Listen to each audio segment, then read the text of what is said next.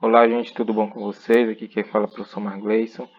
Hoje a gente vai dar continuidade às nossas aulas de História, continuando o nosso capítulo que trata sobre a América Portuguesa e a colonização. Então, na outra aula a gente falou sobre o início do processo de ocupação do território brasileiro, quando os portugueses decidem ocupar a exploração do pau-brasil até o processo de colonização, iniciado em 1530 com Martim Afonso de Souza. Hoje a gente vai estudar as formas adotadas pelo governo português para administrar, para governar o território brasileiro. Então, assim, 1530 começa as expedições colonizadoras, trazer as primeiras pessoas para cá. Só que o governo português ele não queria gastar, ele queria apenas o dinheiro. Então, o processo de colonização, vamos dizer que ele foi deixado a cargo de particulares. O governo ele oferecia terras para quem quisesse vir. Então, o processo escolhido para ocupação, primeira forma de administração, ficou conhecido como capitanias hereditárias. O governo português pegou o território brasileiro, o mapa do Brasil, e dividiu em 15 pedaços chamados aí de capitanias hereditárias. Essas capitanias eram grandes pedaços de terra que o governo entregava para pessoas particulares e essas pessoas se responsabilizavam de ocupar, de colonizar.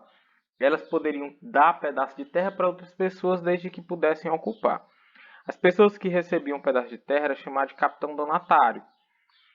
E elas eram chamadas de hereditárias porque elas poderiam passar de pai para filho. A terra era do governo, mas ela poderia ser passada de pai para filho. Então a divisão ela ficou mais ou menos assim. Ó. O território brasileiro na época, o mapa do Brasil, ele era esse. O mapa do Brasil não é como a gente conhece hoje.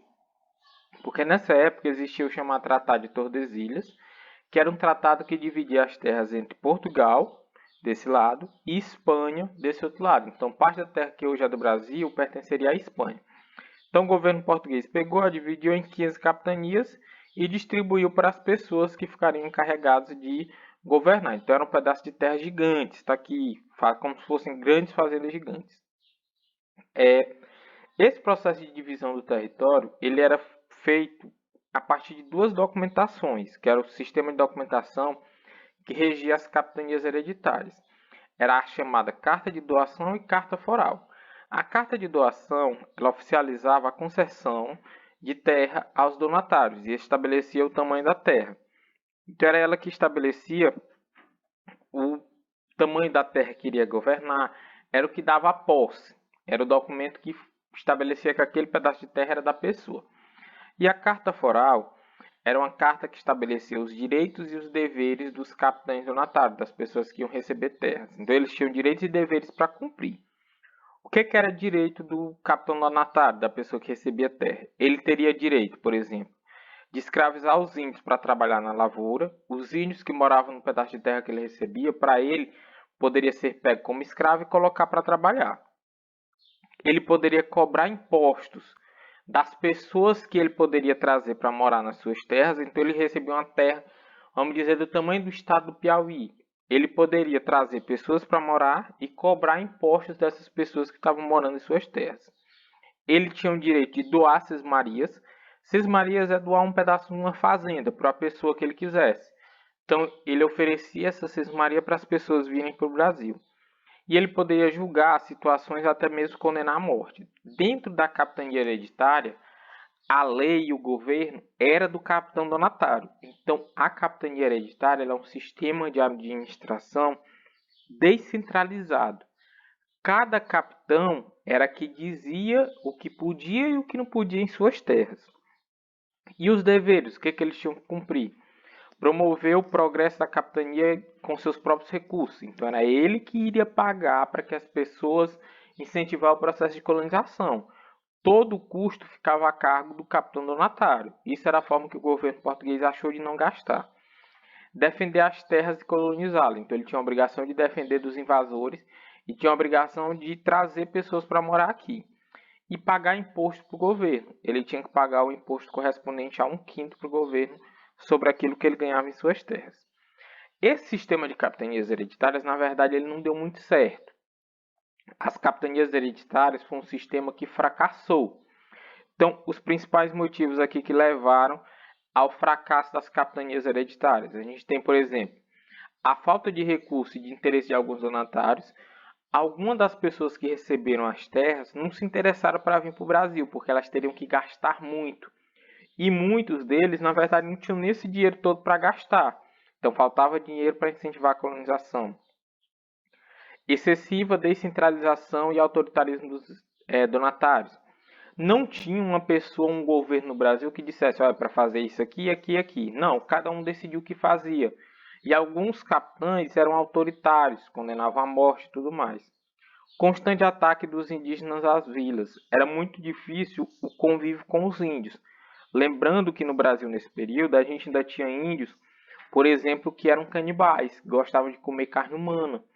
Então era muito perigoso você se afastar de algumas regiões, porque os índios poderiam pegar, eles atacavam as aldeias. A enorme distância entre a colônia e a metrópole. Imagina você aqui no Brasil, a pessoa está sofrendo o ataque de índios canibais. Aí ele vai pedir ajuda para Portugal. A ajuda, gente, para ir a notícia daqui para Portugal era 2, 3 meses a viagem de barco. Aí você imagina você sofrendo o ataque de índios que vai comer a carne humana. Você pedir ajuda, demorar 2 meses a notícia para chegar lá, e 2 meses ou 3 meses para voltar, 4 meses no total. Dava tempo dos índios comer todo mundo. Então era muito complicado, a distância atrapalhava muito. Falta de comunicação interna, não tinha comunicação entre as capitanias. Tudo isso fez com que apenas 2 capitanias se destacassem, que foram as capitanias de Pernambuco e São Vicente. Essas 2 capitanias elas se destacaram porque elas conseguiram produzir cana-de-açúcar. O açúcar era um produto muito valorizado e como elas conseguiram produzir, elas se destacaram. Tempos depois, o governo português, percebendo que não estava dando certo sistema de capitanias, ele mudou a forma de administrar, a forma de governar. Então ele criou o sistema de governo geral. As capitanias continuavam a existir, só que agora com o governo geral, existia um governante que iria tomar conta da administração do Brasil. Era como se fosse um presidente indicado pelo rei. Então no Brasil existiram 3 governos gerais.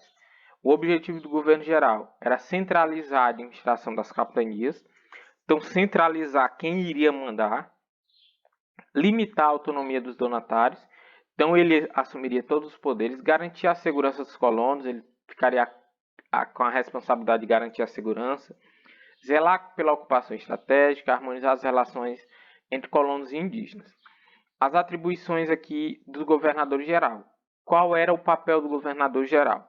Promover a aliança com as tribos amigáveis, então os índios que não eram bravos, os índios que eram mais dóceis, esse capitão governo geral, ele faria uma aliança com esses índios e ele teria o papel de castigar os índios hostis, que era a chamada guerra justa. Os índios que não se adaptaram com o contato português seriam castigados, seriam penalizados, seriam mortos ou então transformados em escravos. Conceder terras próximas aos vilarejos, aos índios que se submetessem à catequese.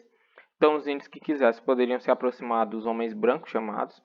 Incentivar a construção naval, a construção dos barcos e garantir o monopólio do pau-brasil para a coroa portuguesa. O que seria esse monopólio? Garantir que a compra, a venda do pau-brasil seria feita apenas para Portugal, que outros países não iriam se beneficiar da riqueza do pau-brasil.